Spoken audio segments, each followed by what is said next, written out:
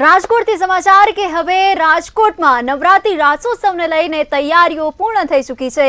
ગણતરીના કલાકો જ બાકી છે નવરાત્રીના પાવન પર્વને લઈને, ત્યારે ખેલૈયાઓમાં ભારે ઉત્સાહ જોવા મળી રહ્યો છે। રાજકોટમાં નવરાત્રીની તડામાર તૈયારીઓ પૂર્ણ થઈ ચૂકી છે। રાજકોટમાં કુલ 34 અવાર્ચન રાસ ઉત્સવનું આયોજન કરવામાં આવ્યું છે। 73 પ્રાચીન ગરબી અને 500 થી વધુ શેરી ગરબીનું આયોજન કરાયું છે।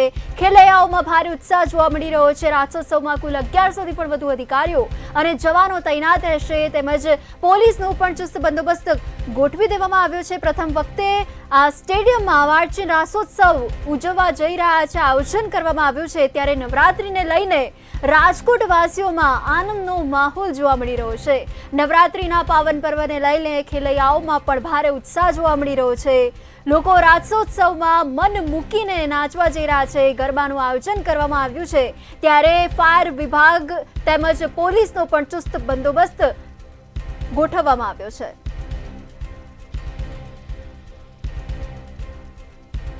તો નવરાત્રીનો પાવન પર્વ હવે ગણતરીના કલાકમાં જ આવી રહ્યો છે, ત્યારે ખેલૈયાઓમાં પણ ભારે ઉત્સાહ જોવા મળી રહ્યો છે।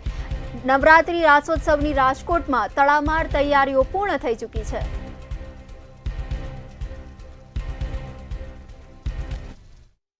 રાજકોટમાં અર્વાચીન રાસોત્સવની તૈયારીઓ પૂર્ણ થઈ છે।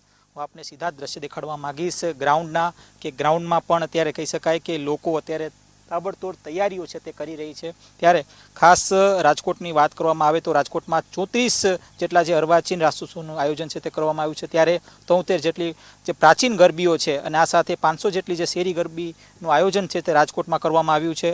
નવરાત્રી રાસોત્સવમાં કુલ 1100 થી વધુ પોલીસ અધિકારીઓ અને જવાનો તૈનાત રહેશે। કોઈપણ પ્રકારનું અણબનાવ ન બને તેને જ લઈને એક જે પ્રાથમિકતા છે તે સુરક્ષાને આપવામાં આવી રહી છે। ત્યારે રાજકોટમાં પ્રથમ વખત માધવરાવ સિંધિયા ક્રિકેટ સ્ટેડિયમમાં રાસોત્સવનું આયોજન છે તે કરવામાં આવ્યું છે। મનપા દ્વારા તેને મંજૂરી પણ આપી દેવામાં આવી છે। નવરાત્રિને લઈને રાજકોટ વાસીઓમાં એક આનંદ અને ઉલ્લાસનો એક માહોલ છે તે દેખાઈ રહ્યો છે। લોકો રાસ ગરબાને લઈને કહી શકાય કે એક ઉત્સાહ દેખાડી રહ્યા છે। માં આદ્યાશક્તિની આરાધનાને લઈને હાલ અત્યારે લોકો એક પ્રતીક્ષા કરી રહ્યા છે। આવતીકાલે જ્યારે નવરાત્રિ શરૂ થવાની છે, ત્યારે આ નવરાત્રિને લઈને એક મોટું જે આયોજન છે તે અલગ અલગ સ્થળો પર કરવામાં આવ્યું છે। મનપા ફાયર વિભાગ દ્વારા પણ એક કડક સૂચના છે તે જે આયોજકોને છે તે આપવામાં આવી છે। દરેક અર્વાચીન અને પ્રાચીન ગરબામાં ફાયર સેફટી છે તે અનિવાર્ય રહેશે અને તેનું જે નિયમ છે તે પાલન કરવાનું રહેશે।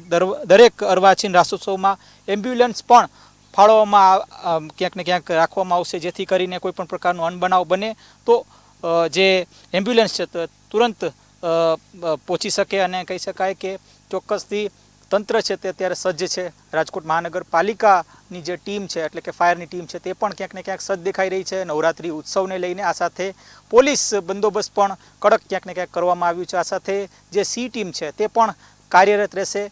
જે અર્વાચીન રાસોત્સવનું જે આયોજન છે તે કરવામાં જે આવ્યું છે ત્યાં પણ સી ટીમ છે તે ત્યાં પહોંચશે અને જે અઘટિત ઘટના ન બને તેને લઈને સી ટીમ છે તે કાર્યરત રહેશે। કોઈ છેડતીના બનાવ સામે ન થાય તેના માટે પણ સી ટીમ છે તે અલગ અલગ જે 34 જેટલા જે અર્વાચીન રાસોત્સવ છે ત્યાં અલગ અલગ જગ્યાએ વિઝિટ લેશે। કર્પૂર લલિત વ્યાસ સાથે ધ્રુવ કુંડેલ, રાજકોટ।